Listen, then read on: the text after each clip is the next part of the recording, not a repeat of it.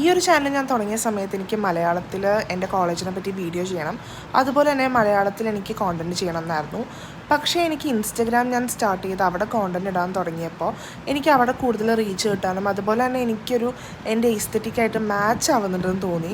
പക്ഷേ ഈ ഒരു ചാനലിൽ എനിക്ക് തോന്നിയ കാര്യങ്ങളാണ് ഓരോ വീഡിയോയിലും ഞാൻ പറയുന്നത്. ഞാൻ ഭയങ്കര ഒത്തൻറ്റിക്കായിട്ട് നിൽക്കുക, പക്ഷേ ടൂ മച്ച് ഒത്തൻറ്റിക്കാണ്. അതായത് ഇപ്പം ഞാൻ വളരെ ക്ലോസ് ആയിട്ടുള്ള ഫ്രണ്ട്സിനോട് സംസാരിക്കുന്ന പോലെയാണ് ഈ ചാനലിൽ വന്നിട്ട് ഞാൻ ഓരോ ഷോർട്സും ഓരോ വീഡിയോയും ചെയ്യുന്നത്.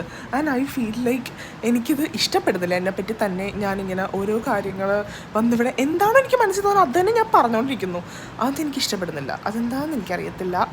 യൂഷ്വലി എൻ്റെ പേരൻസ് എൻ്റെ യൂട്യൂബ് ചാനലിൽ പൊക്കാൻ നേരത്താണ് അവർ പറയുക, താര ചാനൽ ഡിലീറ്റ് ചെയ്യൂ, എന്തിനാണ് യൂട്യൂബ് ചാനൽ തുടങ്ങണതെന്ന്. പക്ഷേ ഐ ഫീൽ ലൈക്ക് എനിക്ക് ഇതെന്ത് ഇവനെ കിടത്ത് കാണിക്കണം.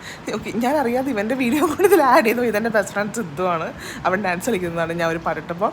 ഓക്കെ, സോ ഞാൻ തീരുമാനിച്ചു ഞാൻ ഈ ചാനൽ ഇനി ഒരു വീഡിയോസ് ഇടില്ല. ഇവിടെ കിടക്കുന്ന വീഡിയോസൊക്കെ ഇവിടെ ഇരിക്കട്ടെ. ബിക്കോസ് ഇതെൻ്റെ ഒരു കോളേജ് ലൈഫ്. ഒരു 10 വർഷം കഴിയുമ്പോഴേക്കും ഈ ഒരു വീഡിയോസൊക്കെ എടുത്ത് നോക്കുമ്പോൾ ഐ ഫീൽ ലൈക്ക് ഫണ്ണായിരിക്കുന്നത്. സോ ഞാൻ പുതിയൊരു ചാനൽ തുടങ്ങുന്നതായിരിക്കും. ആ ഒരു ചാനലിൽ ഞാൻ ഇംഗ്ലീഷിലായിരിക്കും വീഡിയോസ് ചെയ്യുക. അതുപോലെ തന്നെ ഞാൻ എസ്തെറ്റിക്സ് പിടിച്ചായിരിക്കും വീഡിയോസ് ചെയ്യുക. അതായത് എൻ്റെ ഇൻസ്റ്റയിലുള്ള പോലെ തന്നെ അവിടെ വന്നിട്ട് ഞാൻ ഓവർ ഷെയർ ചെയ്യത്തില്ല. അവിടെ ഞാൻ ഭയങ്കര ഭയങ്കര സൊഫിസ്റ്റിക്കേറ്റഡ് ആൻഡ് എലഗൻ്റ് ആയിട്ടായിരിക്കും നിൽക്കുക. സോ ഈ ചാനലിൽ ഇട്ട വീഡിയോസ് പോലെ ആയിരിക്കത്തില്ല. പക്ഷേ I will miss you all. എനിക്ക് നിങ്ങൾ ആരാ എന്താണെന്നൊന്നും അറിയത്തില്ല, പക്ഷേ I will miss you all. So by.